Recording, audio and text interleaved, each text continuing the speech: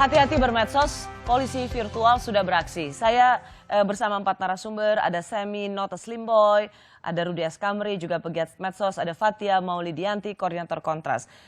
Saya mau mengambil tadi satu kalimat yang diucapkan oleh Bu Muanas, ia sedang memperbaiki audionya, yaitu penting memang sosial media itu harus diatur. Justru polisi virtual ini jalan tengah juga supaya tidak ada saling lapor-melapor.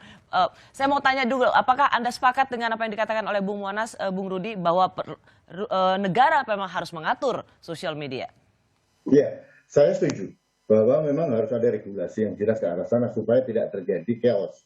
Tapi bagi kita seorang kritikus atau mungkin pegiat sosial, ini merupakan tantangan bagi saya. Tantangan dan sekaligus kita bagaimana kita mengkritisi atau menulis sesuatu tanpa melanggar rambu-rambu yang ada. Okay. Jadi bagi saya ini kan strategi saja yang harus kita lakukan. Tapi Anda melihat bahwa negara perlu mengatur sosial media ya?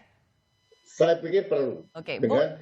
Saya jalannya begini, saya tambahkan sedikit bahwa harus juga dibatasi bahwa ada aturan-aturan ITE dan kita juga bisa melawan kan. Kalaupun ada kesewenang-wenangan dari polisi juga kita bisa melawan. Jadi artinya kita tidak usah paranoid dengan apa yang dilakukan polisi. Artinya pun kita juga punya hak untuk melakukan itu. Gitu.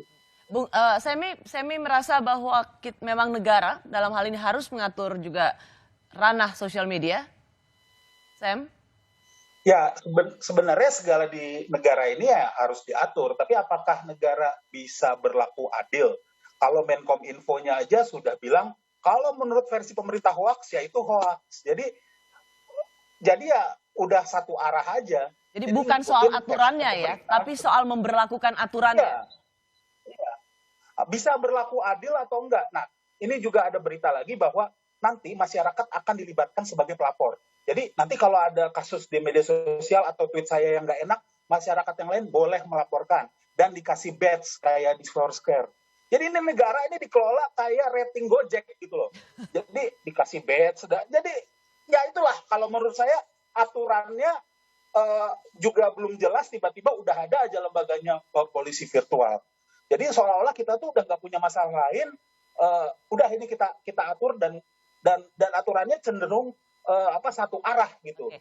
Anda melihat bahwa ini diatur hanya untuk orang-orang yang lebih kritis pada pemerintahan dan bukan untuk mereka yang berada dalam satu gerbong dengan pemerintahan begitu? Iya, karena contohnya ya kita tahu istilahnya ada namanya buzzer, walaupun tidak berbentuk tapi ada tuduhan buzzer, ada tuduhan influencer dan sebagainya yang dibayar oleh pemerintah dan media juga sempat membahas ini.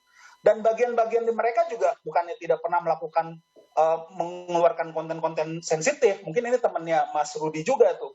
Contohnya saya sebut namanya Abu Janda gitu ya. Dia bahkan menyamakan seseorang dengan proses evolusi. Tapi sampai hari ini ya orangnya bukan dari list yang dapat DM kayaknya itu.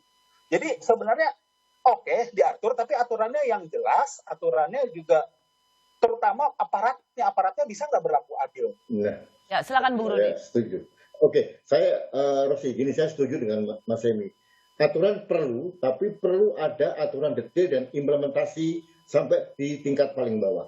Yang kedua harus ada standarisasi yang parameternya seperti apa sih yang melanggar UU ITE gitu. Iya. Jangan sampai itu hanya penafsiran orang-orang yang petugas di lapangan dan itu simpang siur dan itu sifatnya sangat ambigu gitu.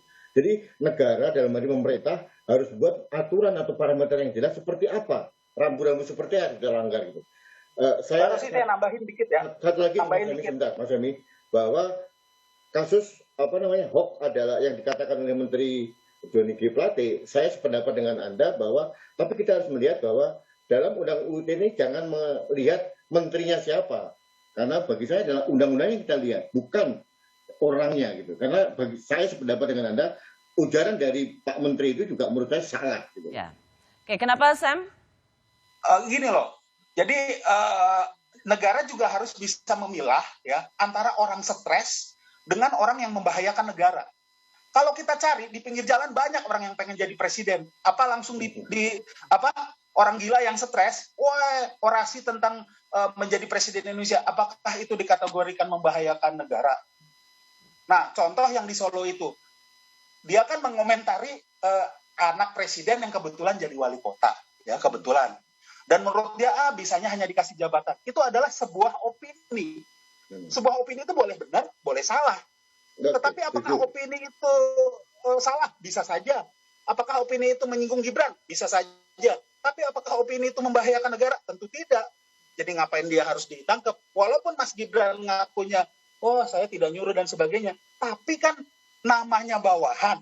Kalau udah ada aturan, dia dapat angin segar. Kayak gitu. Ya. Jadi cari poin. Jadi kalau Fathia dari Kontras itu rata-rata seperti apa sih postingan orang-orang yang mendapat surat dari direct message dari polisi virtual? Ini aja random aja atau general aja?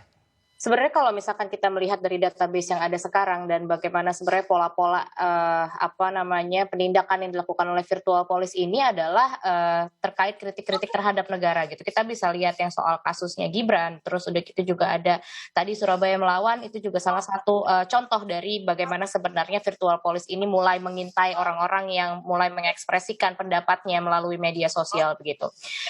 Saya sepakat bahwa misalkan memang sosial media harus diatur dan lain sebagainya, tapi apa yang mesti diatur? Yang diatur itu bukanlah ekspresi dari masyarakat. Bagaimana masyarakat mengkritisi negara itu sendiri.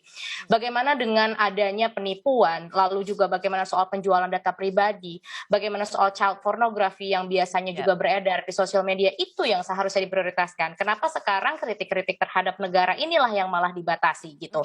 Jadi berarti negara ini sebenarnya kebal kritik dong gitu. Masa dengan kayak begitu saja harus ada virtual police, dan sebenarnya dari SEK Polri itu juga kan menyatakan bahwa virtual police itu hanya merupakan pembentukan dan tidak harus melakukan penindakan. Tapi sekarang ini kan sudah melakukan penindakan dan jadi blanket accusation yang pada akhirnya orang-orang takut. Gitu. Meskipun Fathia harus saya luruskan juga karena polisi memilih polisi virtual ini kan dengan ya udah kalau udah minta maaf ya udah nggak apa-apa. Meskipun ya ini supaya ya nggak semua orang harus diproses langsung diperiksa. Betul. Tapi minta maaf. Meskipun hanya minta maaf saja, meskipun itu hanya minta maaf, tapi kan juga tergantung kenapa kalau orang kritik dan kritikannya masuk akal, kenapa harus minta maaf? Iya, atau ketika orang hanya maaf. ingin bersifat sarkastik gitu, betul, tanpa menghina martabat seseorang dan orang itu nggak kenapa-napa, ya kenapa harus minta maaf, itu kan? Iya, itu tindakan berekspresi. Jadi sebenarnya kenapa harus kita minta maaf? Misalkan Gibran aja nggak masalah, kenapa jadi harus orang lain yang misalkan merasa tersinggung atau lain sebagainya? Tapi namanya pemerintah, Jokowi pernah bilang, ayo kritik saya yang banyak. Tapi ini bertolak belakang gitu loh dengan adanya virtual police. Rasanya ini menjadi salah satu contoh supaya polisi ketika ingin supaya polisi virtual itu bertugas menjadikan media sosial itu media yang sehat, ini jadi pelajaran bahwa jangan juga overacting dan kemudian asal main tegur. Betul. Karena ini justru memberikan persepsi yang salah atas apa yang menjadi surat edaran Kapolri, dan jangan membuat seolah-olah orang mau mengeluarkan tweetan saja langsung tangkap. Tapi Bung Redi, ini kan selalu isu yang klasik dan selalu berulang. Bahwa bagaimana media sosial itu atau polisi hanya mengincar mereka yang kritis terhadap pemerintah. Bagaimana seorang Rudy Kamri menjawab bahwa karena selama ini memang negara tidak pernah adil, setuju media sosial diatur, tapi juga hanya mengatur mereka yang kritik pemerintah. Oke, saya setuju. Dalam hal ini memang harus ada keadilan yang menyeluruh pada siapapun. Bukan hanya orang-orang yang selama ini mengkritisi pemerintah. Kemudian orang-orang yang mendukung pemerintah selalu dilindungi. Saya sependapat ini tidak boleh terjadi. Gitu. Makanya saya bilang kepada teman-teman saya yang dulu mendukung Pak Jokowi bahwa pada saat Pak Jokowi sudah dilantik jadi presiden, seharusnya tidak ada lagi pendukung Jokowi. Yang ada adalah pendukung Indonesia. Mohon maaf, dengan segala hormat, sampai sedetik ini pun saya juga sering mengkritisi pemerintahan Pak Jokowi seperti komunikasi yang buruk. Dan saya aman-aman saja. Gitu. Kenapa? Saya membuat suatu tulisan dan ada solusi yang kita sarankan pada pemerintah. Ini juga bagi saya adalah merupakan suatu challenge bagi kita, bagi seorang pegiat media seperti Mas Semi, dia menyalamurkan dengan narasi yang sangat lucu dan menohok, dan itu tidak akan kena apa-apa karena apa yang dikatakan itu memang benar, kenyataannya seperti itu, cuma ditampilkan dengan yang lebih fun gitu. Jadi saya kira bagi siapapun pegiat media tidak perlu takut dengan adanya apapun, Karena kalaupun kita kena, Anda gitu, sebagai orang yang mendukung Pak Jokowi, meskipun Anda sekarang mengatakan bukan mendukung Pak Jokowi tapi Presiden Republik Indonesia, Anda mau nggak ikut ngebelain orang-orang yang selama ini memang sangat kritis pada pemerintahan? Kalau misalnya ditangkap, Anda mau nggak ikut membela bahwa ada ketidakadilan yang terjadi? oh ya, saya akan mendaftar nomor 1 untuk membela mereka. Kalau pemikiran atau pendapat opini itu dipersangkakan, saya melawan. Oke, Sami kok ketawa, aku nggak percaya. Enggak, dia sahabat saya, jadi ketawa-ketawa aja dia. Saya melawan, saya akan buktikan itu bahwa opini pendapat itu tidak bisa dipersangkakan. Oke, Tidak tapi boleh kenapa dipidana. ketawa? Itu ketawa apa? Ketawa lega, ketawa nggak percaya? Ya, cobalah nanti di lingkarannya Mas Rudi itu kalau kayak gitu Sorry, diomongin dulu saya aja. nggak punya lingkaran Mas Semi, saya nggak punya lingkaran. Oh, gitu ya. Saya lone ranger, jadi saya tidak punya, saya bukan orang siapa-siapa, saya bukan orang pemerintah, bukan orangnya non pemerintah, saya adalah saya. Jadi Kenapa Sam? artinya saya membuktikan itu. Dapat poinnya. Kenapa Sam tadi? Cobalah. Ini kalau balik lagi ya, sebenarnya oke diatur, tapi saya juga sebenarnya latar belakangnya informatika juga. Saya lulusan ITB walaupun lebih dikenal sebagai seorang komedian. Sebenarnya ada satu tahap yang di-skip oleh pemerintah, yaitu literasi. Jadi ujuk-ujuk aja pemerintah bikin polisi virtual, tapi masyarakatnya sendiri belum terliterasi. Jadi ya